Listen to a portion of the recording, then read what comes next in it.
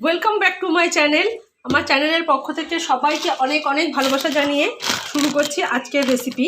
আজকে আমি তৈরি করব চিংড়ি মাছের রসা। তো চিংড়ি মাছগুলো ভালো করে কেটে বেছে মাথার খোসাটা রেখে কিন্তু আমি এইভাবে ধুয়ে পরিষ্কার করে নিয়েছি। এই দেখুন, এইভাবে চিংড়ি মাছগুলো পরিষ্কার করে নিয়েছি। তো প্রথমে চিংড়ি মাছে দিয়ে দেবো লবণ আর হলুদ। লবণ আর হলুদ গুঁড়ো মাখিয়ে চিংড়ি মাছটা ভালো করে ভেজে নেব। আর এখানে এটা রান্নাটা করার জন্য নিয়েছি শুকনো লঙ্কা, রসুন, পেঁয়াজ আর টমেটো কুচি। এখানে কিন্তু আমি আদার ব্যবহার করব না। এগুলো ভেজে নেব। তার জন্য কড়াইতে দিয়ে দিয়েছি সর্ষের তেল। সমস্ত মাছগুলো নুন হলুদ মেখে নিয়েছি, এবার আমি তেলে ভেজে নেব। আর মাছগুলোর ভিতরে কিন্তু আমি টুথপিক ভরে দিয়েছি যাতে বেঁকে না যায়। লেজাগুলো থাকলে আরও বড় বড় হতো, কিন্তু আমি লেজটা ফেলে দিয়েছি।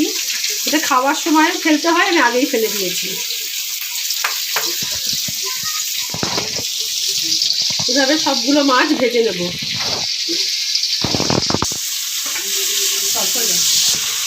মাছগুলো এক পিঠ ভাজা হয়ে গেছে, আবার উল্টে দিচ্ছি।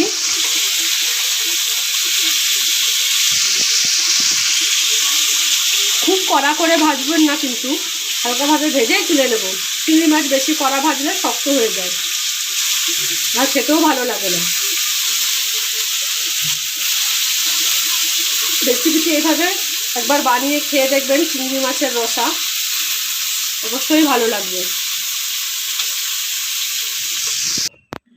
সমস্ত চিংড়ি মাছগুলো ভেজে তুলে নিয়েছি। যে দুই একটাতে টুথপিক লাগানো হয়নি সেটার মাথাটা খুলে গেছে, এই যে দেখুন। এবার রান্নাটা শুরু করব।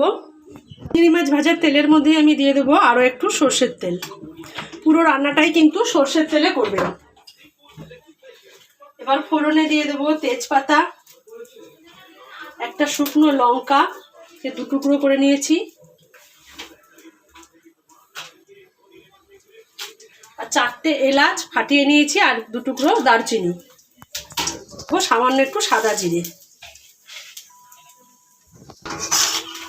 ফোড়নটা নেড়ে নেওয়া হয়ে গেছে। এবার এর মধ্যে দিয়ে দেবো কেটে রাখা টমেটো। দিয়ে দিচ্ছি কেটে রাখা একটা বড় সাইজের টমেটো।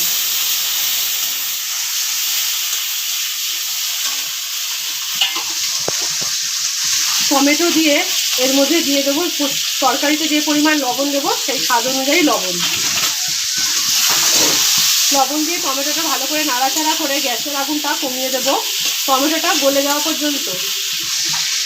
এভাবে গ্যাসের আগুনটা কম করে 2-3 মিনিট রাখলেই দেখবেন টমেটোটা নরম হয়ে গেছে। আর আপনারা কিন্তু কমেন্ট করে জানাবেন কে কোথা থেকে ভিডিওটা দেখছেন। দেখুন টমেটোটা কিন্তু অনেকটাই গলে গেছে।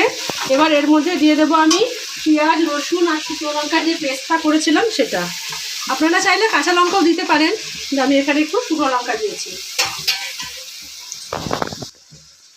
মিক্সির বাটিটা ধুয়ে অল্প একটু জল দিয়ে দিচ্ছি। এবার পেঁয়াজটা দিয়ে 2 মিনিট নেড়ে নেব।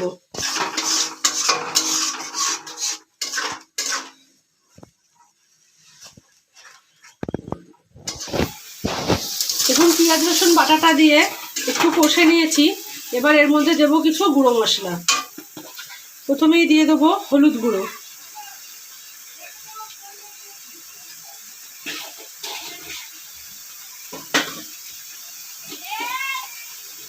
তারপরে দিয়ে দেবো 1 চামচ শুকনো লঙ্কার গুঁড়ো, আর দিয়ে দেবো জিরের গুঁড়ো। এবার এই গুঁড়ো মশলা দিয়ে আরও কিছুক্ষণ সময় কষিয়ে নেব।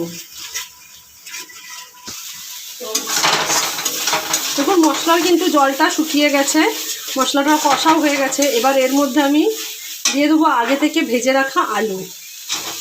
এখানে আমি চিংড়ি মাছের রসাটা কিন্তু আলু দিয়ে করছি, আপনারা চাইলে নাও দিতে পারেন, কিন্তু আলু দিয়ে করলেই এর টেস্টটা বেশি ভালো হয়।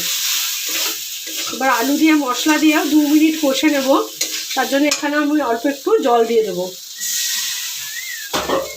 সামান্য একটু জল দিয়ে আলুটা আর মশলাটা কিন্তু খুব ভালো করে কষে নেব।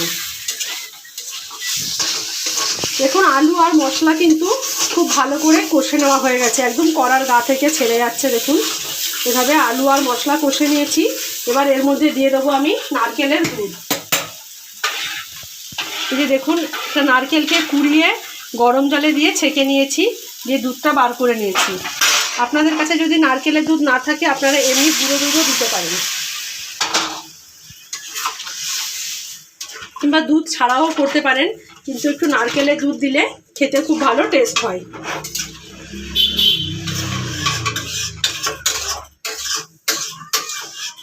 নারকেলের দুধ ছাড়াও আমার আরেকটু জল লাগবে।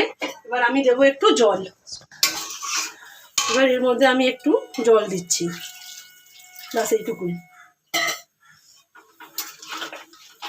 এবার এটা ফোটা পর্যন্ত অপেক্ষা করব। এবার ঢাকাটা খুলছি, দেখুন ঝোলটা ফুটছে। এবার এর মধ্যে দিয়ে দেবো আগে থেকে ভেজে রাখা চিংড়ি মাছ।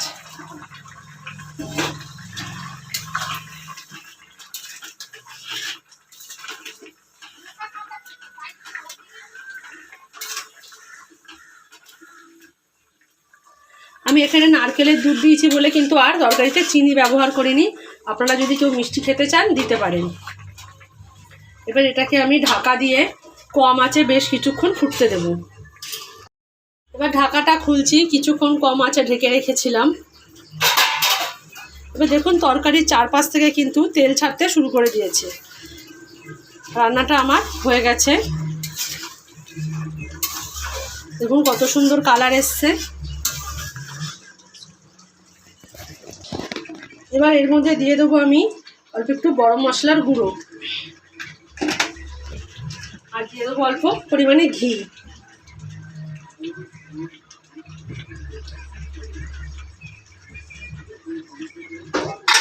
এবার এটাকে নাড়িয়ে দেবো, দিয়ে আমি এবার গ্যাসের আগুনটা বন্ধ করে দিচ্ছি।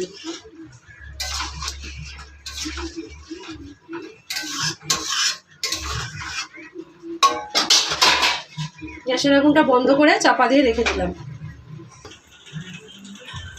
তৈরি হয়ে গেছে আমার আলু দিয়ে চিংড়ি মাছের রসা রেসিপি। তো রেসিপিটি একবার এভাবে বানিয়ে ট্রাই করুন আর কমেন্ট করে জানান কেমন লাগলো।